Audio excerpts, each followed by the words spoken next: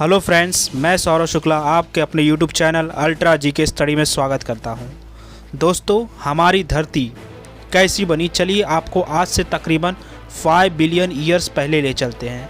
Universe में जहां दो पत्थर एक साथ टकराते हैं और फिर एक और छोटा सा पत्थर इन दोनों के टकराव से बना, जिससे हमारी पृथ्वी और चांद का जन्म हुआ। अब 5 बिलियन साल पहले से प्लस 0.5 बिलियन साल बाद जब स्टोनेज से अर्थ पर हॉट ड्रॉप बारिश हो रही है। हॉट ड्रॉप से बने लावा के स्टीम के वजह से बारिश शुरू हुई और अब हमारी धरती पर बहुत जल्द पानी आ गया। अब 5 बिलियन साल पहले से प्लस 3.5 बिलियन ईयर्स बाद हमारे धरती पर हरे हरे पेड़ पौधे की उत्पत्ति हुई। प्लस 493 मिलियन ईयर्स उन हरे भरे पत्तों को कुछ 4 पैर वाले लोग खा रहे हैं। प्लस 3 मिलियन ईयर उन 4 पैरों वालों को कुछ 2 पैर वाले खा रहे हैं। प्लस 1 मिलियन ईयर्स अचानक से ठंड आ गई और 2 पैर वाले अफ्रीका से भाग गए। क्यों? क्योंकि उनका खाना 4 पैर वाले अफ्रीका से भाग गए। क्यों? क्योंकि उनका खाना हरे पत्ते हमेशा के लिए अफ्रीका से भाग गए। लेकिन फिर इन 2 पैर वाले झुंड में से एक एल्बर्ट आइंस्टाइन ने भागते भागते सोचा कि क्या अगर मैं हरे भरे पत्तों को खुद उगाना शुरू कर दूँ। उसने भागना बंद कर दिया और शुरू कर दिया फार्मिंग। बाकी लोगों ने भी इसे देखकर ज्वाइन कर लिया और फिर यहीं से शुरू हुआ हमारा इंडस वैली सिविलाइजेशन। अब इस टाइम के लोगों ने हमें agriculture, domestication, poetry, arts, sculpture making, ornaments making, ऐसे बहुत सी चीज़ें शुरू की। अब चलिए आपको यहाँ से ले चलते हैं वैदिक सिविलाइजेशन में। अब इन सब चीज़ों के अलावा हमें गॉड्स भी चाहिए, तो वैदिक सिविलाइजेशन के लोगों ने ऋग्वेद, यजुर्वेद, सामवेद, अथर्ववेद जैसे वेदास दिए। चलिए अब आपको इंडिया से बाहर ले चलते हैं जहाँ कुछ और इम्पोर्टेंट चीज़ें शुरू हुई। चलिए आपको ले चलते हैं ग्रीस में। एट 550 BC में जहाँ पर्सिया ने ग्रीस पे अटैक करने की ठानी, पर भोजन की कमी के कारण पूरी आर्मी पर्सिया की बीमार हो गई और वापस अपने घर लौट आई। 490 BC में सेकेंड अटैक प्लान हुआ with extra tiffin box, but Greece की आर्मी ने पर्सिया को बुरी तरह से हरा दिया। ये तो हुई ग्रीस की बात। चलिए दोस्तों, अब आपको हम रोम में ले चलते हैं जहाँ एक ग्रेट किंग थे। क्यों ग्रेट? क्योंकि ये था the great Alexander. The great Alexander ने कास्ट सिस्टम का निर्माण किया और कास्ट सिस्टम ने जन्म दिया युद्ध का। रोम में पैट्रिशन जो कि अपर क्लास लोग थे, उच्च जाति के, और प्लेबियंस जो कि लोअर कास्ट लोग थे, उनके बीच तगड़ा वॉर चल रहा था। 3.5 मिलियन प्लेबियन में से 2 मिलियन प्लेबियंस लोगों को पैट्रिशन ने अपना गुलाम बना लिया, यानी कि पैट्रिशन की जीत हुई। लेकिन फिर ये सब अत्याचार देखकर कुछ पैट्रिशियन को आत्मज्ञान हुआ कि ऐसा करना तो नाइंसाफ़ी है, और वो लोग लग गए प्लेबियंस के लिए आवाज़ उठाने, और बाकी के पैट्रिशियन मिलकर उनके आवाज़ को हमेशा के लिए उठा लिया। कुछ ऐसे गैरियस और मैरियस, ये दोनों ने आवाज़ उठाई थी प्लेबियंस की तरफ से, तो ये दोनों जन को हमेशा के लिए उठा लिया गया।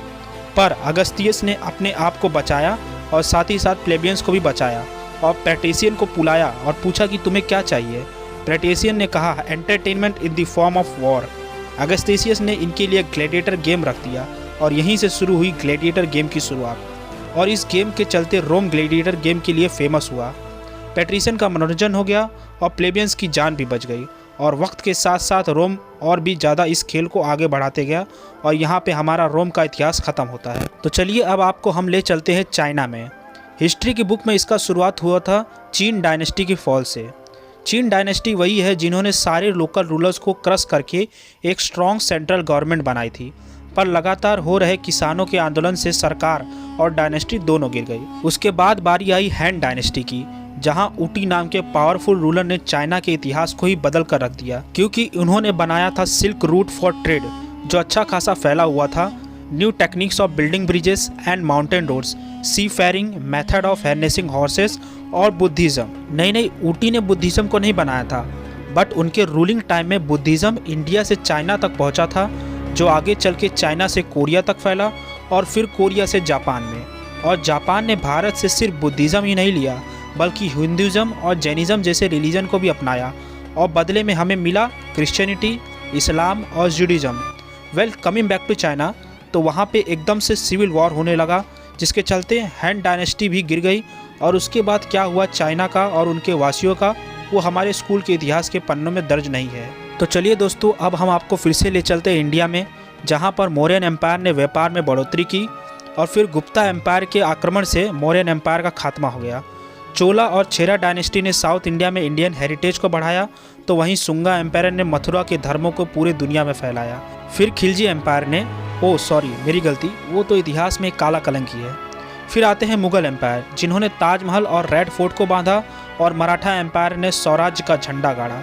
बात करें ब्रिटिश एम्पायर की, तो उन्होंने हिंदुस्तान को इंडिया में बदला और रेलवेज और सारे किंगडम्स को मिला के अखंड भारत को बनाया। लेकिन रुकिए, हमने शायद आपको बहुत ही इंपॉर्टेंट चीज़ नहीं बताई। चलिए इतिहास में थोड़ा पीछे चलते हैं।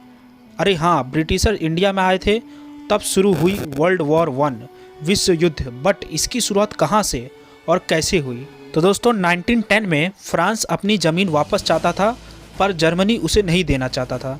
उन्होंने फ्रांस की ज़मीन तो ले ली थी, पर वो चाहता था कि वो बाकी देशों की भी ज़मीन हड़प ले, और जर्मनी के आइडिया से शुरू हुआ वॉर। लेकिन वो लोग चालाक थे, वॉर का नाम उन पर ना आए इसलिए उन्होंने सर्बियन कंट्री को भड़काया ऑस्ट्रो एम्पायर के वारिस आर्किड्यूक फ्रेंच फर्डिनेंड के खिलाफ, जिससे फिर भड़के हुए सर्बिया ने उन्हें मार गिराया। अब सर्बिया और ऑस्ट्रो के बीच लड़ाई शुरू हो गई।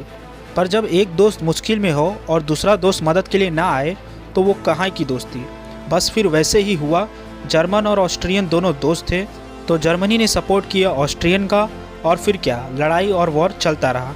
बट सर्बिया को भी मदद के लिए आगे आया रशिया, और रशिया का दोस्त था फ्रांस, जिन्हें ऑलरेडी अपनी ज़मीन वापस चाहिए थी जर्मनी से। तो रशिया और फ्रांस भी वॉर में शामिल हो गए, और जब 5 बड़े बड़े कंट्रीज वॉर में हो तो इसका प्रभाव दुनिया पर तो पड़ना ही था, और यहीं से वर्ल्ड वॉर 1 की शुरुआत हुई।